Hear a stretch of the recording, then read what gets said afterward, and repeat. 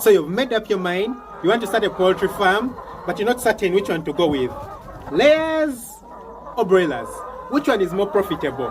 Which one will give you more money? Which one is easier to handle? Which one will suit you well? That's what I'm going to talk about. So please stick around, and then I'm going to tell you why I chose layers, why I went layers and not broilers.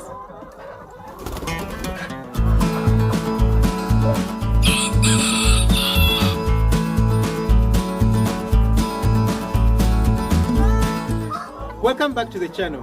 My name is Daniel. I'm very passionate about poultry farming. If you're new to the channel, I talk about poultry farming in all the different ways so that I get to teach you and help you make money from poultry farming. And then if you've come back and you're already a subscriber, welcome back. So if you haven't subscribed to the channel, please subscribe so that you don't miss anything. Hit that notification bell, because what's the purpose of subscribing if you're going to miss everything? So hit that notification bell, and don't forget to like this video and comment.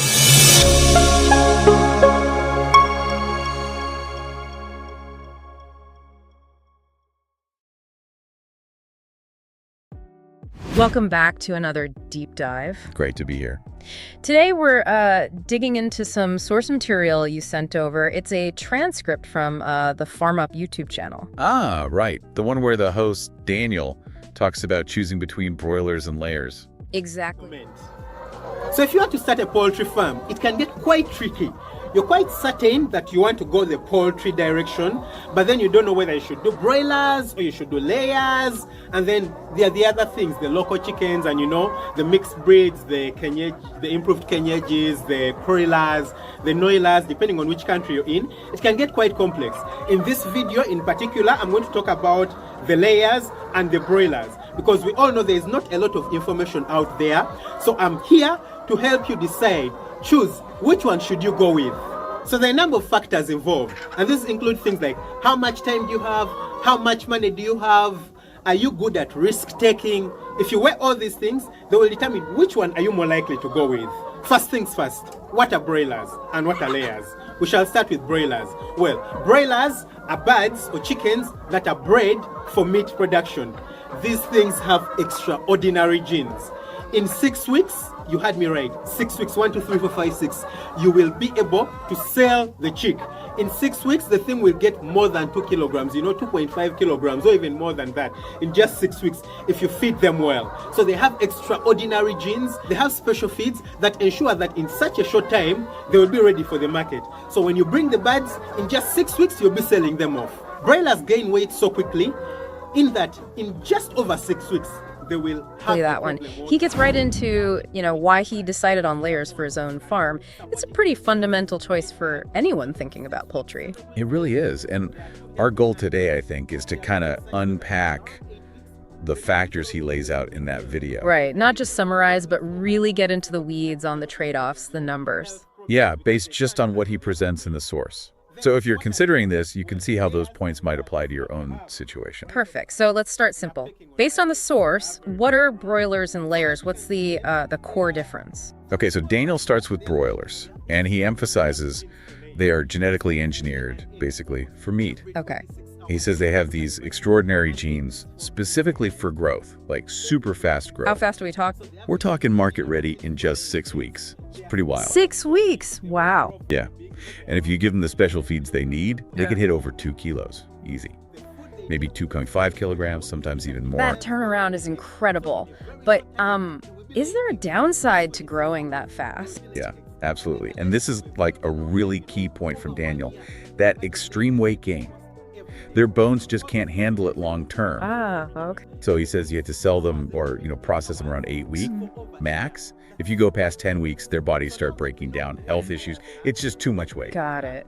So they're really designed for that short, intense cycle, like sprinters. Exactly. Not marathon runners. So how do layers stack up against that? Layers are, well, a whole different ballgame. Their extraordinary genes, as Daniel puts it, are all focused on laying eggs. Right. They're actually smaller birds, lighter, usually around, say, 1.5 to 1.8 kilos. Very few hit 2 kilos. And they need special feed, too. They do, yeah. Very special, he calls it. But it's formulated for egg production, not rapid growth. Okay, and how productive are they? How often do they lay? Daniel says it's almost every 26 hours, Wow, nearly an egg a day. pretty much. Mm-hmm. And the big difference from broilers is the duration. They can keep this up for a long time. The source says over a year, maybe closer to 2 years, actually. Okay, so a steady stream of product over a much longer period. Exactly. All right, so that paints the basic picture. Purpose, timeline. Now let's get into the factors. Daniel says you really need to weigh. He starts with marketing, right? What's the challenge with broilers there? Yeah, marketing. With broilers, he says it's high pressure. Because of that super short timeline. The 6 weeks. Right. Your market has to be lined up and ready to go by week 6. Has to be. Why the urgency? Well, because every single day you keep them past that point, you're just paying for more feed, Okay. right? But the buyers, Yeah. they're not going to pay you more. Diminishing returns. Fast. Totally. Daniel's ideal scenario. You have your buyers confirmed the day your chicks arrive, day 1. That sounds intense. What if your buyer falls through? Or you can't sell them all at 6 weeks? Good question. He does mention an option, slaughtering them at 6 weeks and refrigerating the meat to sell later. But, he admits not everyone has the setup for that. Right, requires freezers, space. Exactly. And he really stresses needing a backup plan, an option B market. He even mentions, like, the lockdown crisis as an example of how quickly your main buyer can disappear. So if that market isn't rock solid and timed perfectly, the risk is pretty high. That tight window sounds like a lot to manage. Layers must be different then, marketing-wise. Oh yeah, much more flexible, according to the source, because the product is eggs. And eggs keep. Right. Daniel says they can last almost a month, just at room temperature, which is a huge plus. How so? It means you're not forced into a quick sale. If the price is low this week, you can hold on to the eggs, wait for a better price next week maybe. You have breathing room. That flexibility sounds like a major advantage. Are there, any downsides to marketing eggs Yeah, that there's he one points out? main one he mentions. While you have flexibility on when you sell, the price you get is often fixed locally, like a set price per egg no matter the size. Oh, really? So a jumbo egg gets the same Often, price as a yeah, small in many one? local markets. That's what he suggests. So it kind of limits your ability to get paid more for, say, producing bigger, better eggs. Interesting. So high pressure versus flexibility, but maybe a capped price. Okay, let's pivot to getting started, the money up front. Startup Daniel is costs. super clear on this one. Broilers are way cheaper to start. Way cheaper. Okay. You need the Why is that? basics. A structure, water, feeders, drinkers, the feed itself, vaccines, maybe some heating, light, standard stuff. But crucially, because you only have them for 6 weeks. You need much Exactly. less feed overall. Less feed bought up front. It makes the initial barrier to entry quite a bit lower. Makes The sense. opposite, So layers much must higher be- startup costs, significantly higher. Well, How first, much higher they are we need everything the talking? broilers need, infrastructure-wise. But you need more of Mhm. it because you're keeping them for potentially 2 years, not 6 weeks. And Or the really big longer-term hit, housing. the one Daniel highlights, is that you have to feed and care for them for 18 to 21 weeks That's like before they 4 or lay their 5 first months. egg, before you see a single cent of income. Wow. So you're just spending. Pretty much. for Pouring money months. into feed, vaccines, maybe drugs, all that time. And he mentions other specific costs too, like needing perches for them to roost on, and the cost of debeaking. Yeah, trimming their beaks. Debeaking. It's often done to stop them from pecking and injuring each other, especially in larger flocks. That's another cost. And Daniel also Okay. points out that to make what he calls sensible money with layers, you generally need bigger numbers from the start, like maybe 200, 500 birds, or even more. Whereas with broilers, you could potentially start with just, say, 20 or 50 and still make your money back relatively quickly. That difference in scale and upfront cash needed is huge. Okay, next up, and this feels really critical, risk. Diseases, mortality. Yeah, this is a How do you really big compare? differentiator in the source. Broilers, he says, are fundamentally lower risk. Because they're around for less Only time. 6 weeks. So there's just less opportunity for them to get sick. Fewer vaccinations needed overall, too. And if something does go wrong, like a disease hits at week 2 or 3, it's bad, It's bad, but Daniel says you can recover fairly quickly. You clear out, clean up, start a new batch, and you could be back on track within maybe 2 months. He actually calls mistakes with broilers forgiving because of that quick cycle. Forgiving, okay, which implies layers are Much less, less higher risk, forgiving. significantly higher, because you're keeping them for 1, maybe almost 2 years. More time, more chances Precisely. for things to go Higher wrong. chance of getting sick, dealing with more complex diseases over their lifespan. He gives a really stark example. Newcastle disease. He describes it as a Newcastle. What's viral that? disease, no cure, and it can have like 95 to 100% mortality in a flock. Oh my gosh, 100%. Totally. That's And Daniel catastrophic. explains why a major loss like that is so much worse with layers. If you lose, say, 70% of your layer flock halfway through their cycle, think about all the money you've already sunk into them. Right. All the feed for months before they laid, plus the feed while they were laying. Recovering that investment, even with the birds that survived, could take almost 2 whole years, according to his calculations. The financial hit is just devastating. So his conclusion: the risk of a massive crippling loss is way higher with layers. Broilers are safer if you're not a big risk taker. That recovery time really puts it in perspective. Okay, what about the farmer? Another the clear skill contrast. level needed. Broilers need way less skill, especially for a beginner, someone he calls naive. Seems like it. Easier learning. The curve. short cycles mean you learn in a measurable way, batch by batch.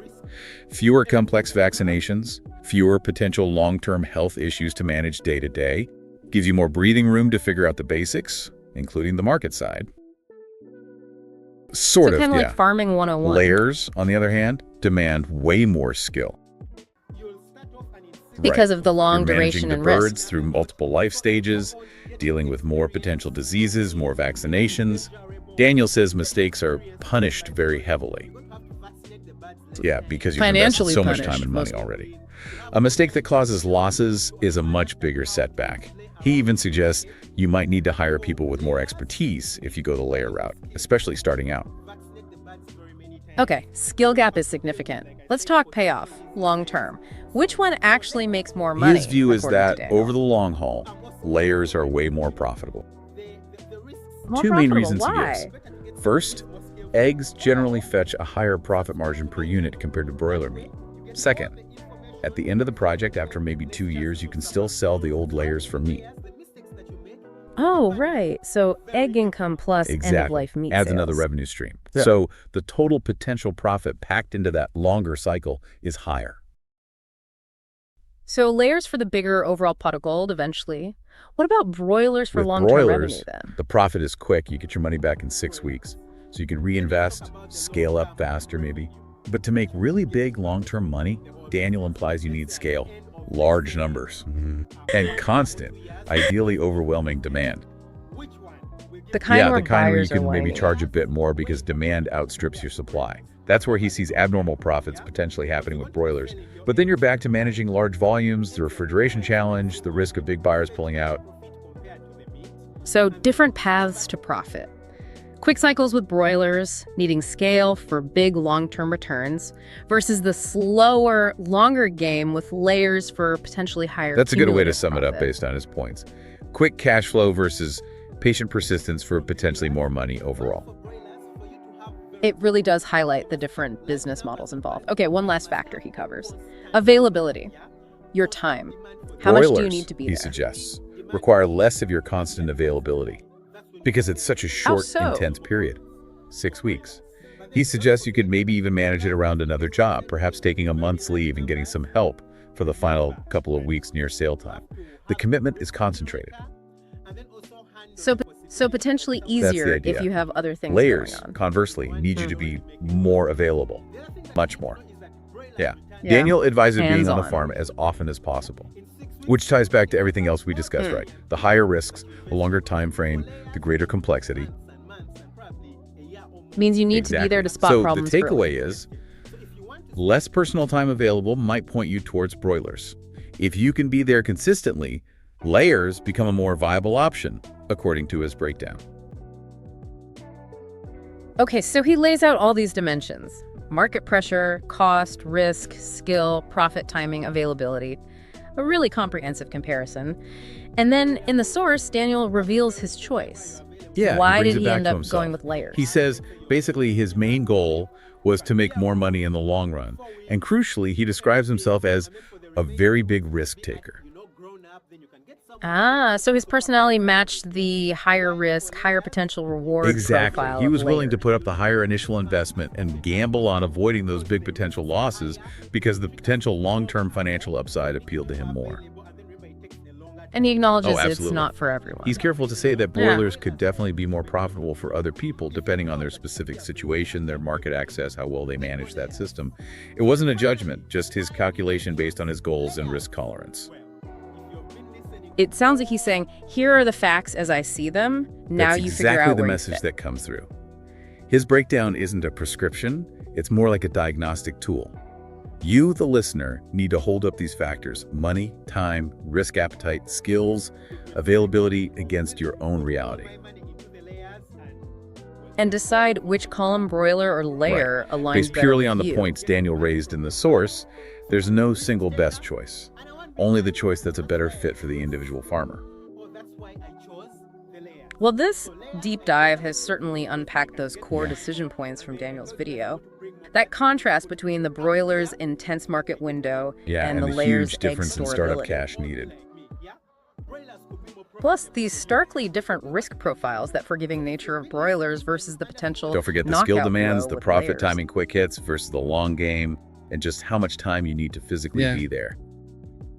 For sure. And It's as a Daniel lot to makes weigh clear in up. the source, it really boils down to matching the bird's demands to your own resources and your personality, really. What really jumps out listening back to Daniel's points is how much emphasis he puts on planning ahead for risk. You know, whether it's locking down that broiler market or having robust biosecurity for layers to prevent Definitely. Proactive diseases planning like seems key. Newcastle. So here's a thought to leave everyone with, drawing directly from Daniel's comparisons. Thinking about those two huge risks he highlighted, market failure broilers and catastrophic disease, for layers, what specific concrete steps, based just on the factors he discussed, could a potential farmer take before spending a single dollar on chicks, regardless of which type they're leaning towards, to try and proactively shield themselves from those core dangers? Something to mull over. Thanks for joining us for this deep dive.